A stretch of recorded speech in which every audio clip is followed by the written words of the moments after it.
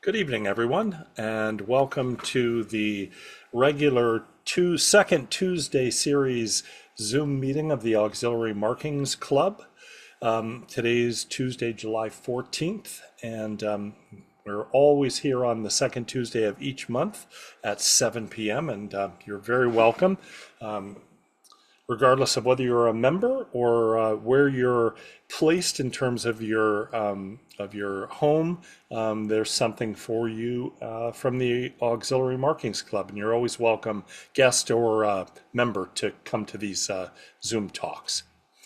So we're very, very excited tonight to have a wonderful presentation.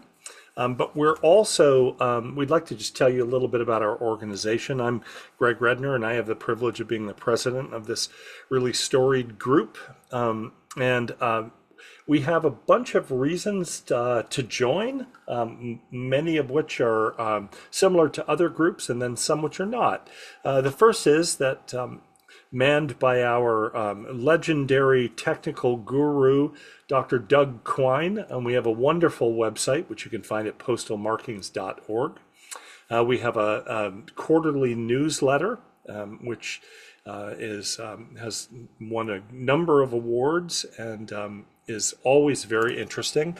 We only keep 2 years behind a paywall, so you can access the original 20 years, I believe, of it by just going to the website. And we'd like to say, if you're not a member, why not? Digital memberships are $15, and everything is delivered to your mailbox, or print memberships are $22, so a real bargain. We have a YouTube channel on social media, which is quickly populating and has some really exciting videos for the last couple of years on it. We also have a Facebook page, which is updated almost daily, and we always have a number of things from around different countries, and so some things that you might not often see, which is very interesting. And of course, you don't have to be a member to access that. Now, here's the big news. We're going to be holding our first club virtual exhibition in October of this year. It's going to be a one-frame exhibition, which will take place the week of October 17th to 24th. The judges' feedback session with 2 nationally accredited judges will take place on October the 24th. There is no cost to enter the exhibit if you're a member. And so for the cost of $15 digital membership, you can also be part of our exhibit. And while we like to say the exhibit itself doesn't have to deal entirely with auxiliary markings, they should play an important part in your story. So keep looking out for news about that. If you'd like to know more about it, you can always email me. My email is on the website. We have the great pleasure tonight to have Michel Houde to speak with us. I've known Michel in a number of capacities in various Canadian organizations, philatelic organizations. He's always been very kind and very personable and very friendly, and something that I really appreciate in my Canadian philately. So Michel is a Canadian philatelist, meteorologist, author, and long-time contributor to Organized Philately. He was born in Quebec City in 1947.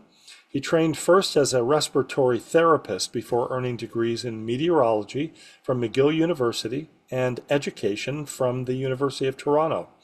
His professional career included weather forecasting and training roles with the federal government, the Canadian Forces, Transport Canada across the country. A member of the Philatelic Specialist Society of Canada since 1990, Michel has served the FRPSC, who was the organization with which we published our Auxiliary Markings anthology last year. He's served them as secretary, vice president, website coordinator, journal creator and editor, committee participant, and newsletter contributor.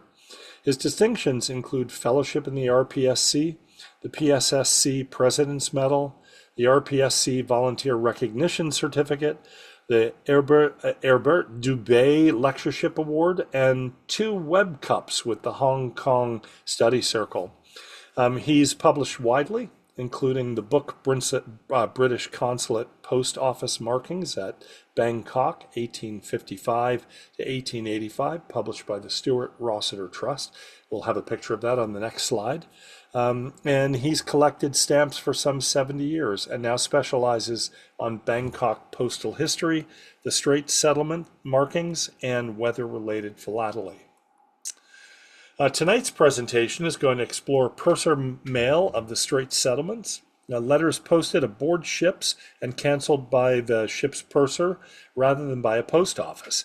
It traces UPU history from 1891 to 97, maritime mail rules, then profiles shipping lines and individual vessels like the SS. I'm not going to read these. You can read them. I can manage this. Sir James Brooke's Rainbow. It then has a cursory. He then has a cursory look at related auxiliary markings from other jurisdictions. Many of you will be familiar already with Michel's fine philatelic research because, of course, he published an article on this topic related to this topic in our anthology. On the right is his superb book, and I use the word superb intentionally. It's currently sold out at the Stuart Rossiter Trust, but you can find copies appearing now and then on eBay and Del Camp and Hipstamp, and it's really worth a read. Excellent, excellent book. So, Michel, I'm going to turn it over to you now, and please share your screen and welcome. Thank you. Thank you. Okay, share screen. Where are you? Share here. Okay, share. Okay. Do we have a screen? Yes? Yes, we do. Okay, now I got a little bit of housekeeping. I got to do this. Hello, this. Perfect. And I want my notes. Sequence. And then I want my laser pointer. Okay, we're ready to go. Great. All right. So I have some 78 slides. Now, how long do you usually have a presentation? An hour? Yeah, an hour is fine. An hour. I'll try to keep it to an hour. Okay, no problem. All right. So we're going to look at purser markings on the stamps of the Straits Settlements. And at the end, a few little related items for interest's sake. What are the Straits Settlements? Well, the Straits Settlements was the name given to a British colony that existed in the Malay Peninsula. Initially, it was under the Bengal Presidency. I got to move something here. Bengal Presidency. And then in 1867, because of strife and that sort of thing within the Straits Settlements, they weren't happy with how they were managed, weren't happy how they were taxed, sounding a bit like the American Revolution. No coffee in this case. They finally got themselves changed over to the Crown Colony status. And then the Second World War happened. They got occupied. And after the war, 1946, they broke up. The Straits Settlements referred to Singapore, Malacca, Penang, and one you probably never heard of, Din Ding. The three former were quite thriving and did very well, but Din Ding didn't ring a bell. It didn't really turn out. These are the types of stamps we encounter. When they were part of the Bengal presidency, well, of course, they used Indian stamps, and you can recognize the stamp being from the Straits Settlements if it's off cover, especially by the cancellation. B over 172 is Singapore, B over 109 is Malacca, and this one, B over 147, is Penang. Then when they became a crown colony, for about a year, they had to wait for their personal stamps to be printed and delivered. So they took Indian stamps. they printed a crown on them, and then they printed the value on them. And then finally they got their Straits Settlement stamps. Here I show the Queen Victoria type, but then until 1946, the king types of stamps also appeared. Purser. Now, a purse is a bag, mainly a bag in which people kept money. So it's not surprising that the term purser refers to someone who is involved with money. And on ships, this was an individual who handled the money situation on the ships, paying for tickets, paying for various things to do with the ship, and then also handling mail, selling stamps and that sort of thing, and handling mail on the ship. Items posted with the purser. At the first, stamps were marked in manuscript, so they didn't have a hand stamp. They would write the name of the ship across the stamp, and then eventually they developed hand stamps. So hand stamps started to appear, sometimes just the name of the ship, other times a nice oval or circle or whatever, the name of the company, the name of the ship, and dates appeared. And they weren't necessarily meant to cancel the stamps. It was the post office that was to receive the mail at the first docking that was supposed to cancel, but the ship owners saw a chance for publicity and told the pursers, look, whack the stamps if you can. People then will see that we exist, and heaven knows we may get more service. On my website, I've identified some 80 plus purser hand stamps on the stamps of the Straits Settlements. Now, they're on stamps of many other areas, but I concentrate on the Straits Settlements.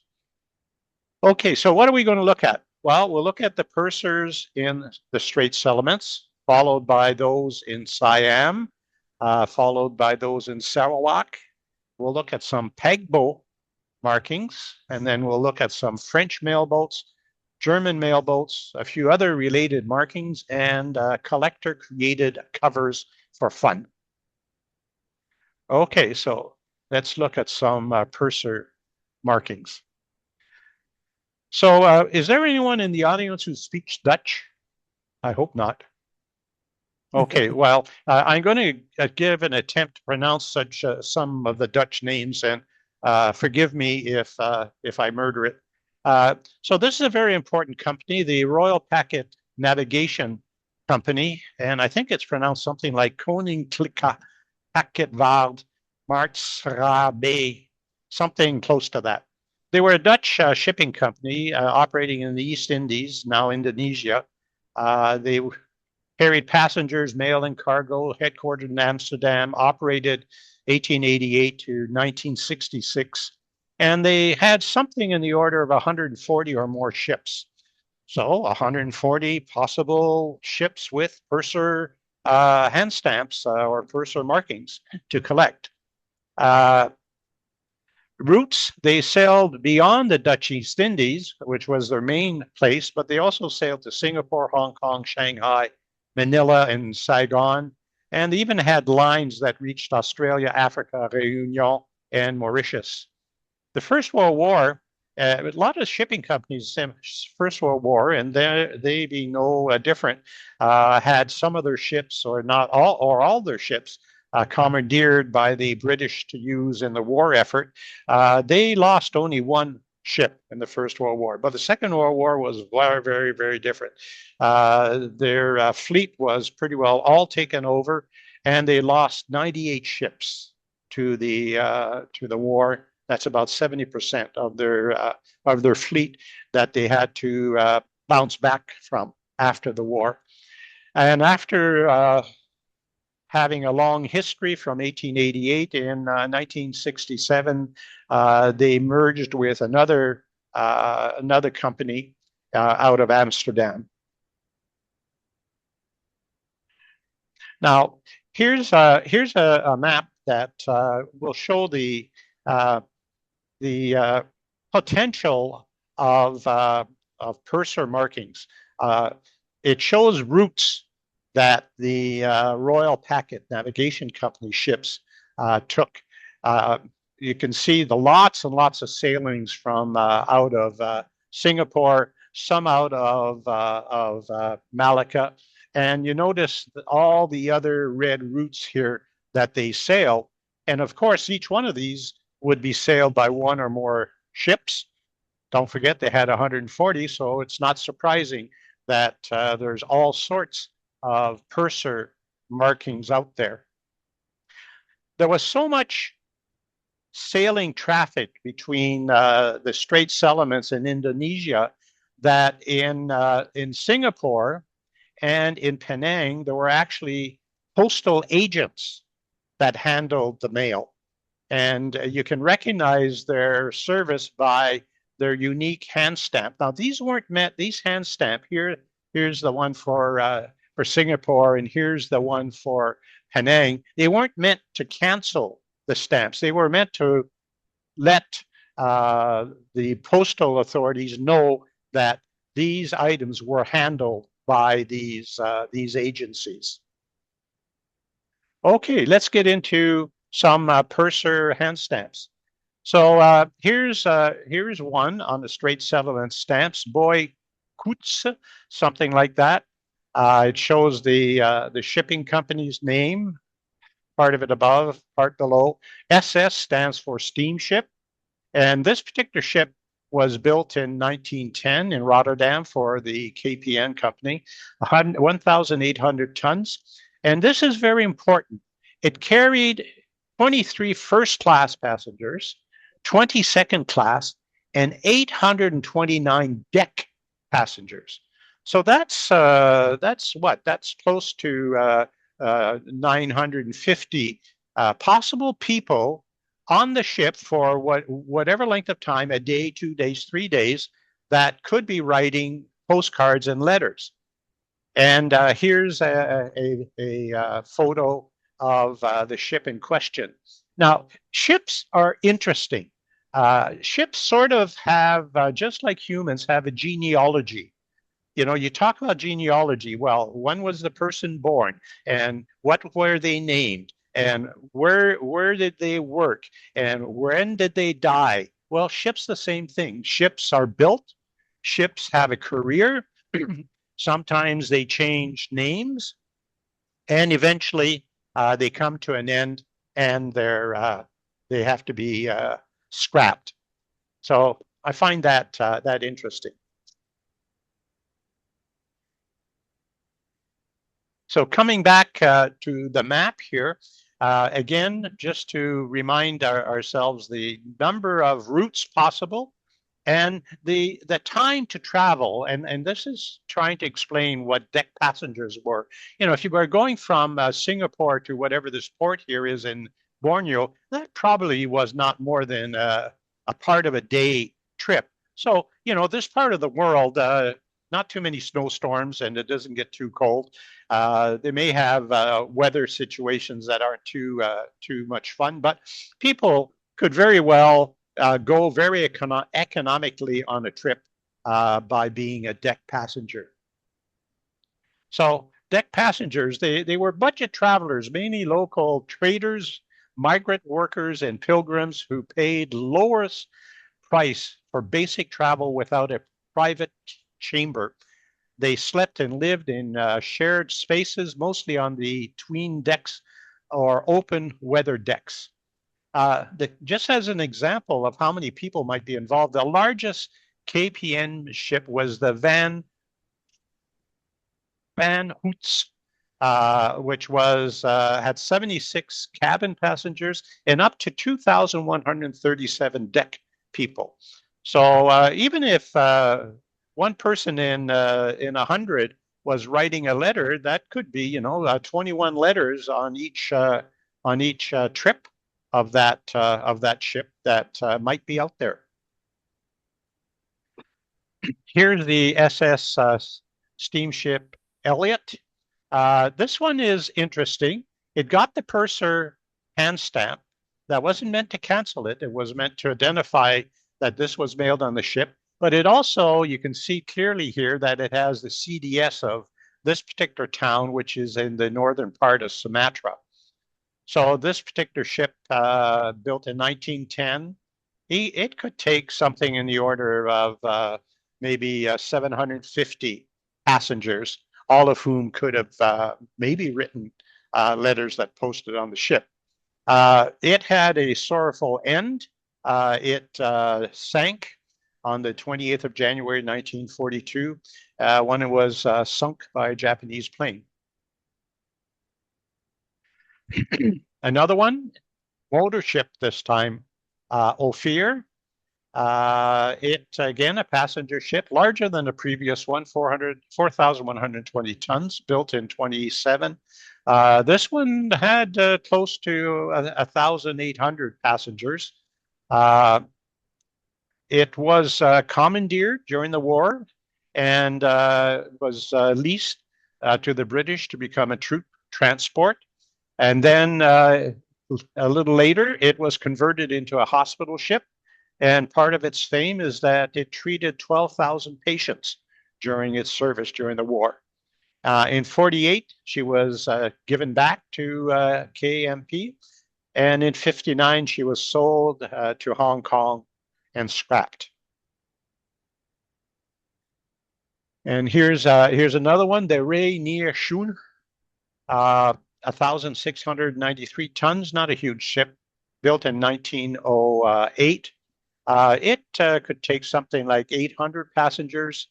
Early in 39, it was sold to another company and renamed the Giang B.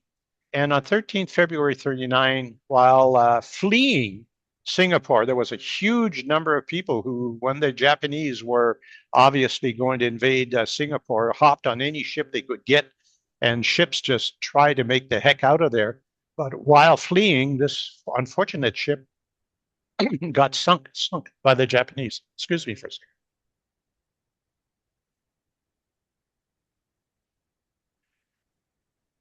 The steamship Sarie Borneo, very small ship compared to the ones we've just seen. You can see that this one was a straight line hand stamp. The ship built in the last part of the 19th century.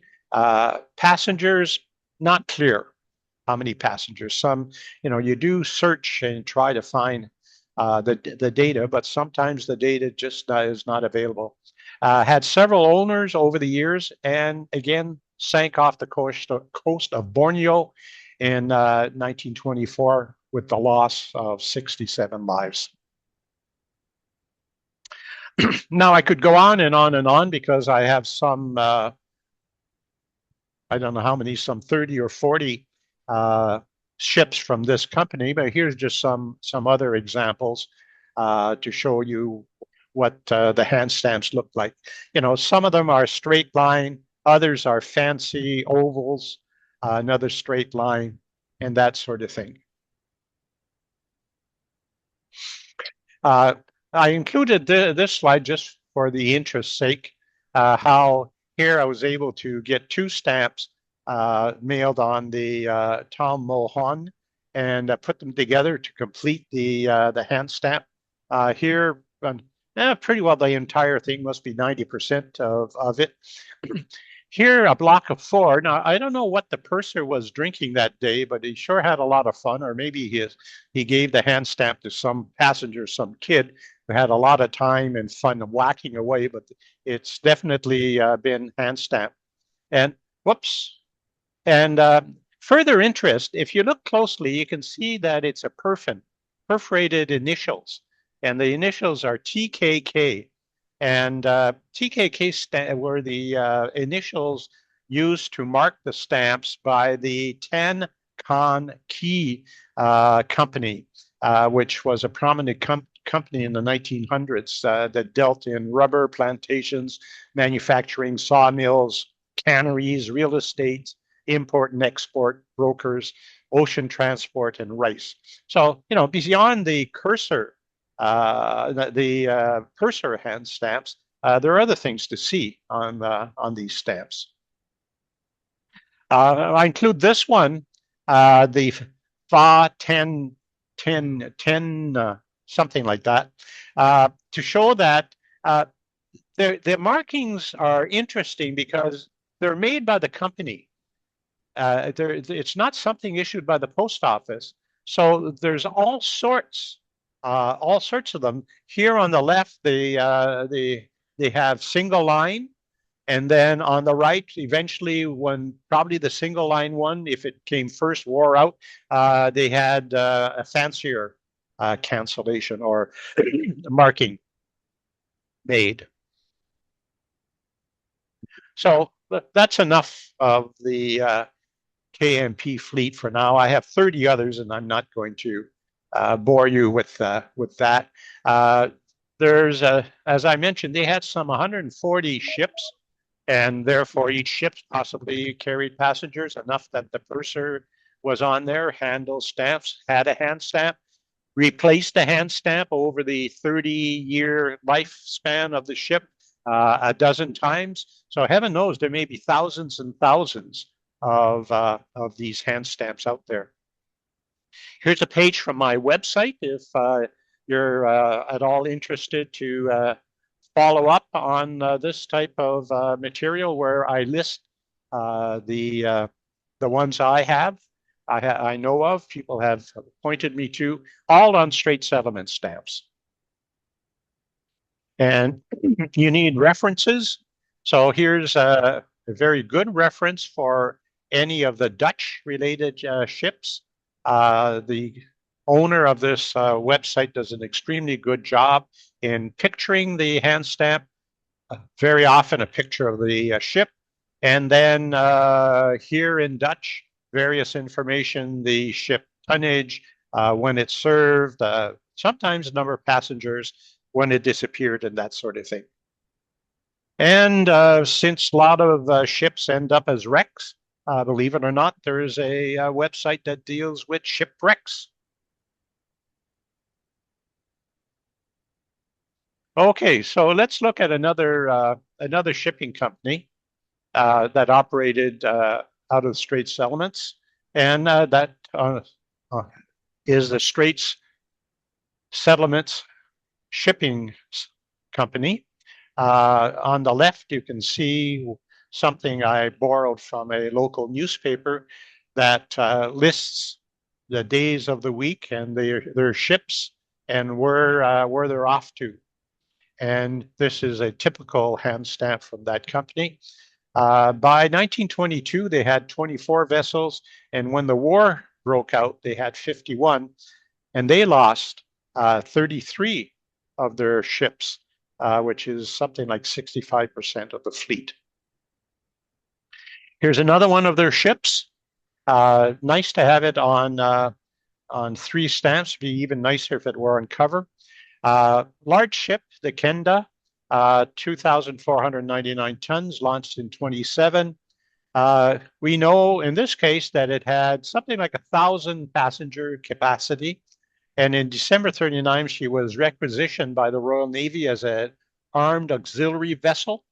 After the war, she was acquired by another company out of Palestine and renamed Kedah, with accommodations of 1,350 passengers. Now, interestingly, that ship appears on 2 stamps. Excuse me. On the left, Singapore stamp, where she's depicted as the renamed, and on the right, also renamed to the name of the Ken Ma, or eventually the Golden Isle. The stamp on the left came out in 1980, and the one on the right in 1995. So it's interesting, I find.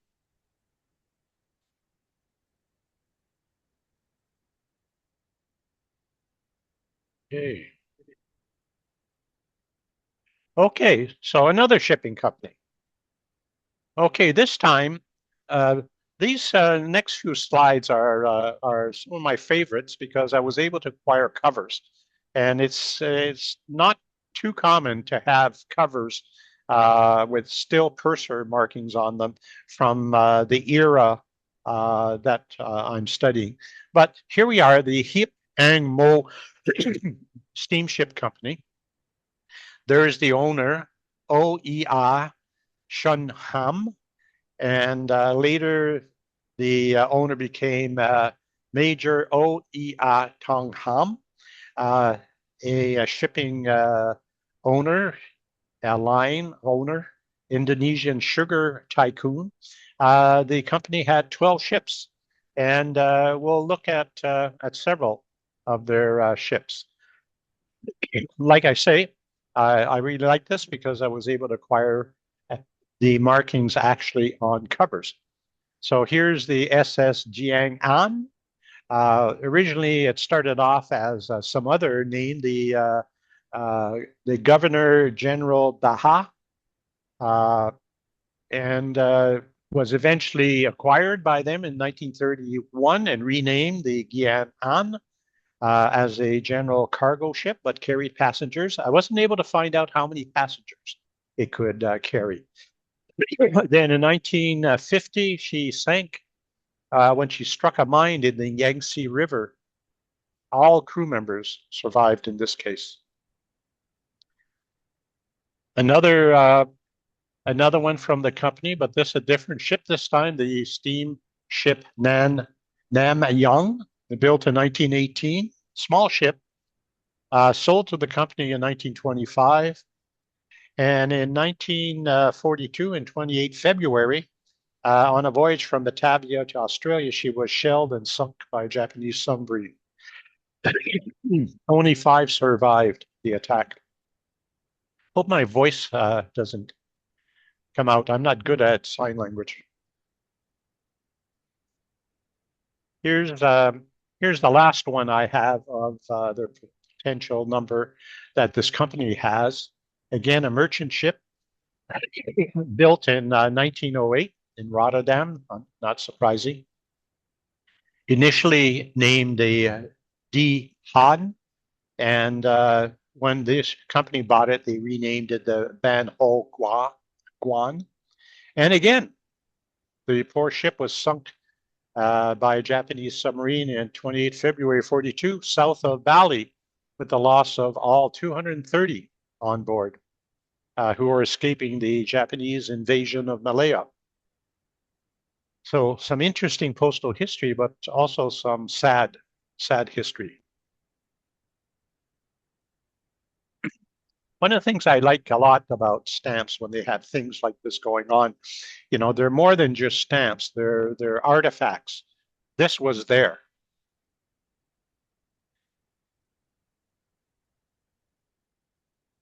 So Siam, the Siam Steam Navigation Company. And now you're saying Siam. Oh, yes, but the Straits Settlements stamps were the stamps that had to be applied to the letters, despite it being the Siam Steam Navigation Company.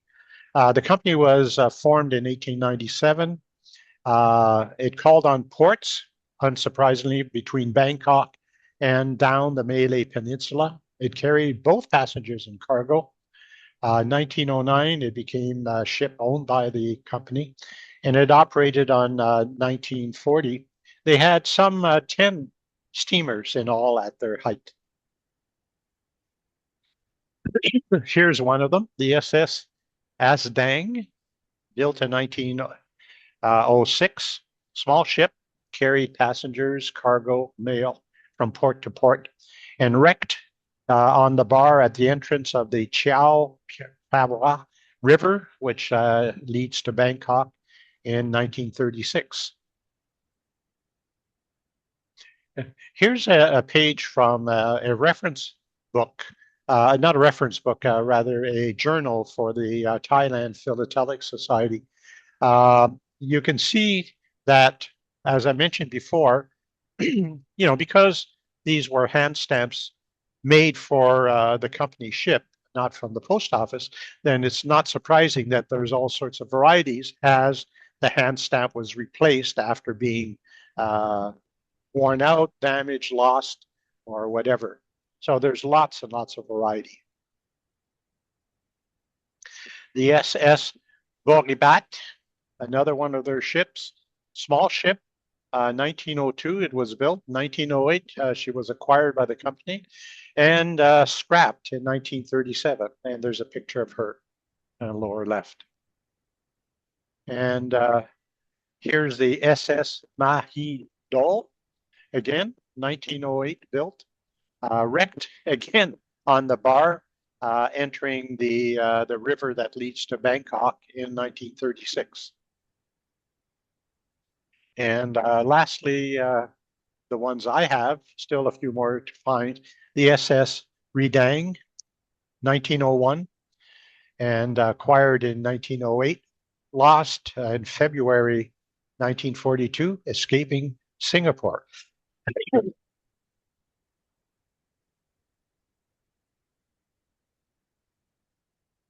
Now this is interesting. Well, I find this interesting. The Sarawak Steamship Company. We've all heard of Sarawak and the Raja of Sarawak, Charles Brock. So in 1875, a group of Chinese businessmen founded the company, and they started off with one ship that they acquired from the Raja. The company eventually had six ships, and during the Japanese invasion of Sarawak, not surprising, in 41, the larger ships were able to escape, but most of their smaller ships either were captured or destroyed, so they wouldn't fall into the hands of the enemy. And the company sort of got out of the shipping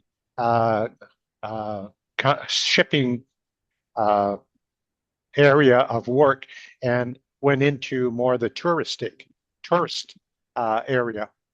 But here's one of their ships with a hand stamp on it, the motor vessel Brooke, and it was built in 45 in Scotland, a general cargo ship acquired by the company in 48, sold to the Straits Steamship Company, and then eventually sold to Hung Seng Sawmill Company in Cebu, Sarawak. And I couldn't find how the ship ended up, but like most ships, it probably ended up being scrapped. Now here's an interesting area and an interesting hand stamp to follow. This lady, Miss Angela Burdett Coots, was a close friend of Sir James Brock, and who was the first white Raja of Sarawak. And out of kindness and friendship, she bought him a steamer that was called the Rainbow as a gift. It was built in Scotland in 1860, and you can read the particulars of the ship if you want. The Raja used the ship to combat piracy and to run cargo and mail between Sarawak and Singapore. And the Rainbow was also his private yacht. And then in 1868, the Rainbow was sold to the Straits government. And I sort of lost sight as to what exactly happened to it afterwards. But this is interesting. There's supposedly one author lists 12 examples of the Rainbow hand stamp, all on 2-cent stamps of the Straits Settlements. So what was the contract, if any, for this particular mail carrying of mails? And unfortunately, whatever records might have led us to the answer to that was destroyed in the Second World War in the Japanese invasion. So we have these stamps with the Rainbow hand stamp on it. So obviously they were carrying mail, and they were doing the purser job of putting their hand stamp on the stamps. And further, just out of interest, you look at your stamps very carefully, and I noticed that okay, there's the rainbow mark, and then there's this thing here. So I ran it through Postmark Reveal, and I can see something here, and then I use my graphic software to color the lines. So there's some sort of mark there. I've gone looking to see what it might represent or what. The only thing that comes to mind is that maybe some company used it to mark the stamp to prevent it from being stolen as the letter was progressing through its route. So we're almost done. A few other related items. Paquebot. Packet boat. Packet comes from French, and boat, well, a boat comes from English, so it's something stuck together, and come to mean a ship that carried mail. And until 1891, the UPU didn't require that to be signaled on letters, but starting in 1897, they required ship letters to be identified with a relative marking, and Paquebot was a marking used by most. That's going to see why I see most organizations. The reference book for that is this book by a stud on Paquebot markings, and there are thousands and thousands of them in the book. One in particular, which I have in my collection, is this one, Packet Boat. So they split it up in this case. And it would have been more interesting on a letter, but you get what you get. And here's a page out of Mr. Studd's book for Canada, and notice in red here that particular hand stamp. Now I find it, it's a shame I don't have the letter that it was on to see how something mailed in Singapore probably ended up all the way to Canada, but it's not totally out of possibility. And coming back to it too. Well, here I've gone into my other side of collecting, which is company markings on Straits Settlements. And you can see here, you can see dark blue, which is this particular marking, which is the Chartered Bank of India, Australia, and China that has been struck onto the stamp. Companies would do that to indicate, hey, this stamp belongs to us, and preventing it from being absconded by somebody for resale or for use on private mail. So would be an interesting story there, but there's limited information. Okay, now we're nearing the end and going into a little something else. So there was a tremendous boom in trade in the starting in the mid 1800s between Europe and Asia, and trade was grew very quickly as the Industrial Revolution in Europe sought Asian raw materials and exported cheap mass-produced products to that part of the world.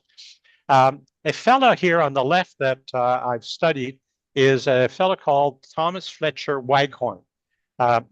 Waghorn was a naval officer. He was a pilot on the Houde River in India, and he saw one of the first steamboats that was used to haul the big wooden warships around. And he said, good God, that thing doesn't need sails. If that really continues to be the way we're headed, then there are possibilities of moving faster and controlling where we go by steam.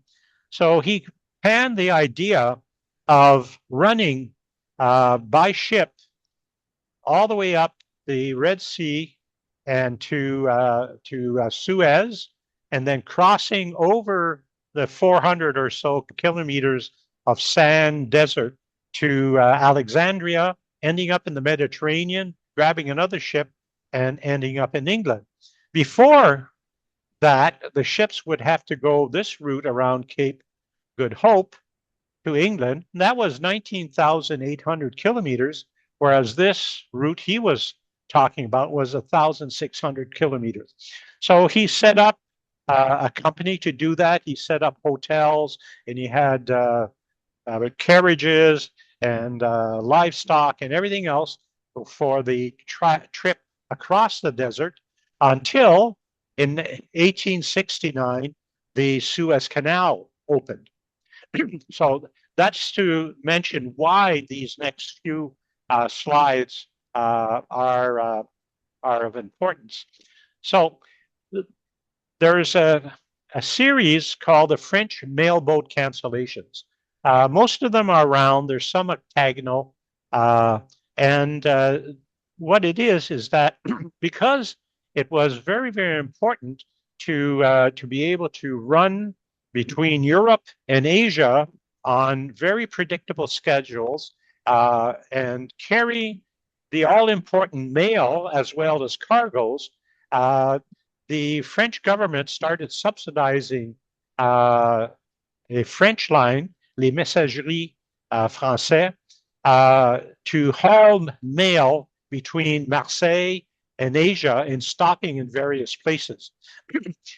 The person on the ship that would handle mail, they would handle the mail written on the ship, but they would also get bags of mail that hadn't been yet processed. And while the ship was sailing, they would process the mail. They were employees, so they weren't quite pursers. They were employees of the companies and the post office that worked on the ships. Here's another one. What's interesting, this one we know that it probably the passenger probably boarded the ship somewhere in Ceylon because the postcard is of Colombo. And here's another type where it actually says from Marseille à Yokohama.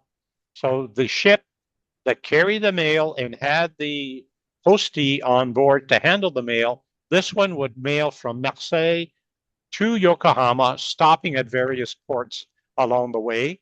And you can identify which ship it is because you don't see the ship's name here, but we'll see in a minute how you can do that. Here's another one. I mentioned hexagonal postmarks that they would do. This one is shortened for position anglaise, English possessions, because this particular route, which started in 1866, served Hong Kong, Singapore, Point de Galle, which is in Ceylon, Colombo, and Aden. So it served those English ports.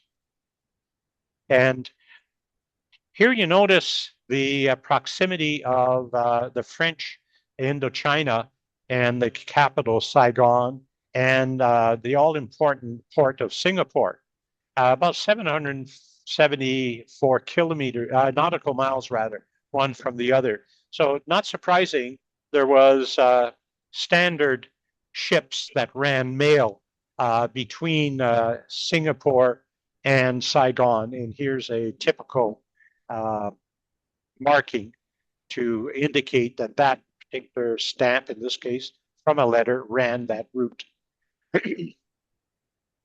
Ligne de Saigon à Singapore, same thing. Here's simply Singapore and Saigon.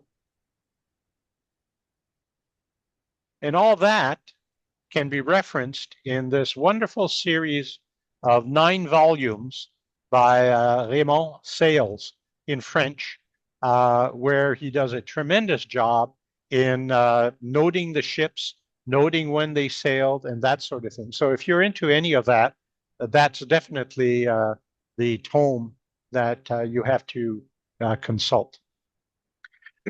So that was the French who had mail boats like that, handling passengers, cargo, and mail. But the Germans weren't going to be left out either. So you also had the Dutch seapost that operated much the same service as the French.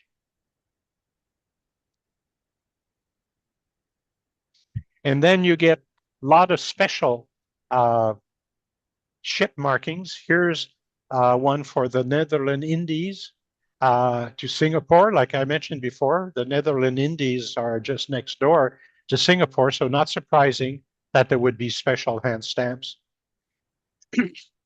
Here's another one for post agent Batavia to Amsterdam.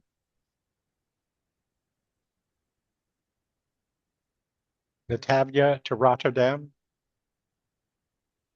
And then there's many other types of not, it doesn't say Pagbo, but it's the same idea that the hand stamp was used to signal that the letter was mailed or processed on a ship. And again, it might be hard to see, but here's sideways the hand stamp of the China, the Chartered Bank of India, Australia, and China. Up here, this oval is the Chartered Bank of India. And oh, here there's Perfins. There's Perfins of the Boosted and Company. So interesting things to collect, look at, and interpret. So if you're interested, this is my website. And on the website where the arrow points is where you can see the ships.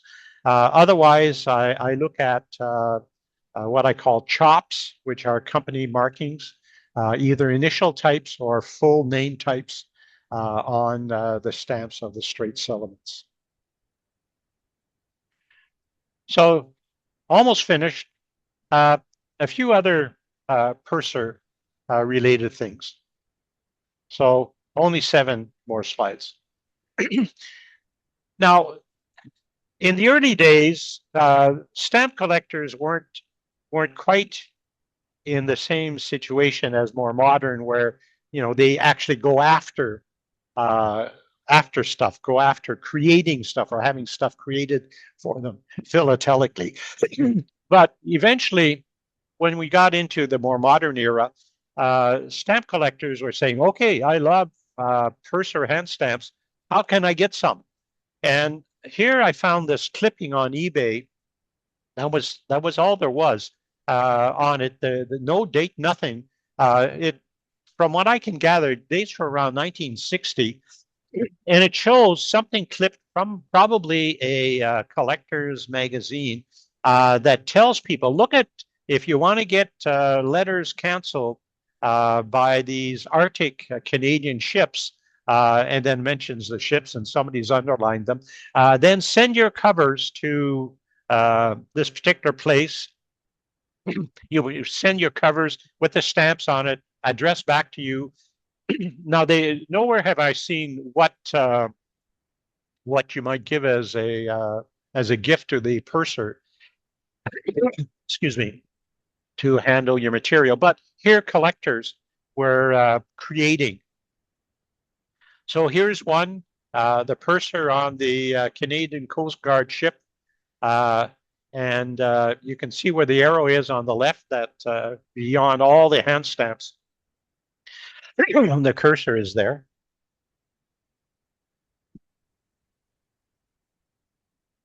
Here's another one. This time, the purser is on the back. And here's one where the purser has signed it on the front. And again, purser sort of hard to read. Another purser. So I wrote a chapter in our joint handbook on pursers. And free copies are available both on the Philatelic Specialist website and on your own website. So thanks for watching. Michel, thank you so much for an absolutely interesting and engaging presentation. It's one of the things that I love best of all about stamp collecting is that someone also always collects something about which you know absolutely nothing. So I really enjoyed that and learned a great deal. Does anybody have anything that they would like questions they would like to ask? Hi, could I ask a question of Michel? Easy. Go for Okay, it. this is Hugh McDonald on Wolf Island. I'm curious about the loose letters. Could you say a little bit more about the process? I gather it was a letter that was posted on board after the bags arrived, and then it was canceled when it went on shore. Was it canceled on the boat, or was it canceled by the post office at when the boat arrived? My understanding is that it was canceled on the boat. Okay. My understanding is that. Yeah. So the loose letter hand stamp would indicate it was a loose letter, but it also, you'd expect to find another cancel as well, or a postmark as well. Not necessarily. It's in the that book by Mr. Stubb, which represents the different forms of the Pagbo hand stamps. So my interpretation now, I may be wrong, but it's that it's a replacement for the Pagbo hand stamp. Thank you very much. How special it was. Right. Thanks. Great presentation. I appreciated it. Well, thank you. Thank you.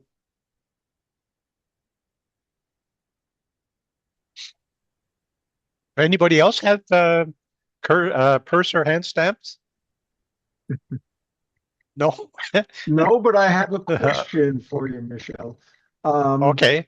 I had the great pleasure back when your book on the British Consulate post office at Bangkok came out of writing the book review for the American Philatelist.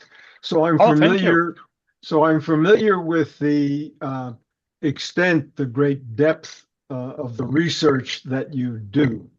What I'm curious about with these purser marks is just how you find them. For example, I was looking at that Ban Ho Guang mark where you only saw Ban Ho on the stamp. There are thousands of ships, as you pointed out, some of which changed their names over the years and decades. How do you search for these marks that you find? What's your methodology? Well, if it's Dutch, if you think it's Dutch, then there's that Dutch website that I signal that is very, very handy, and I do a search on that, and then if it comes up that there is a ship with those, not the entire name that you know, but at least those letters, then you go through it to see if you can find on there the entire name, and then you compare. That's one possibility. Then others, you have to go hunting. There are other collectors that have. I'm losing my voice. Sorry. That have displays of what they have, so you have to go and compare. Not the best answer. Well, thank you. Michel, maybe a naive question. How difficult is it to find these? I mean, regardless of whether you actually know the ship, etc., to begin with, how hard are they to find? Okay, I'll ask you a question. When did the book come? When did our book come out? A year ago? Yeah. I have found none since then. Wow. None.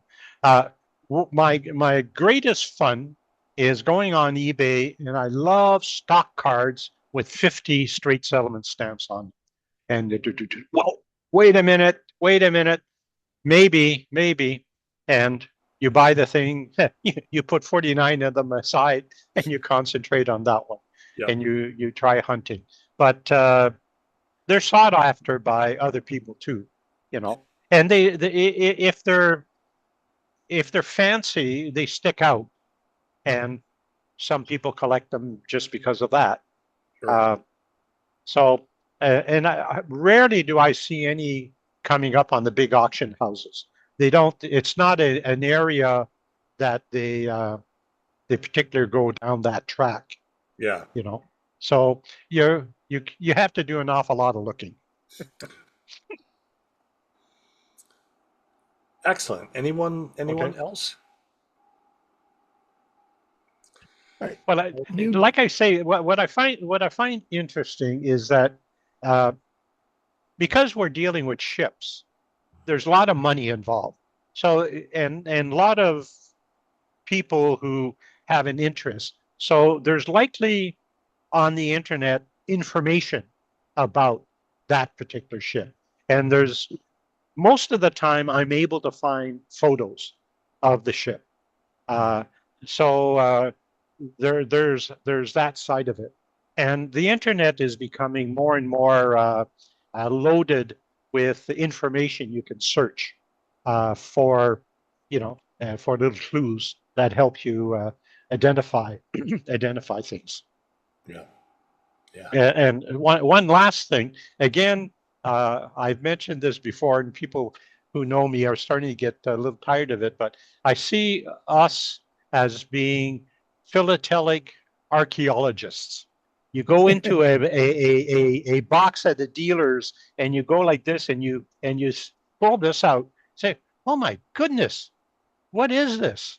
You got an artifact. You've pulled out an artifact. Somebody handled that. Somebody passed that around. It flew somewhere. It went by ship. So we're like archaeologists with artifacts in our hands that we then study, picture, describe, and show to friends.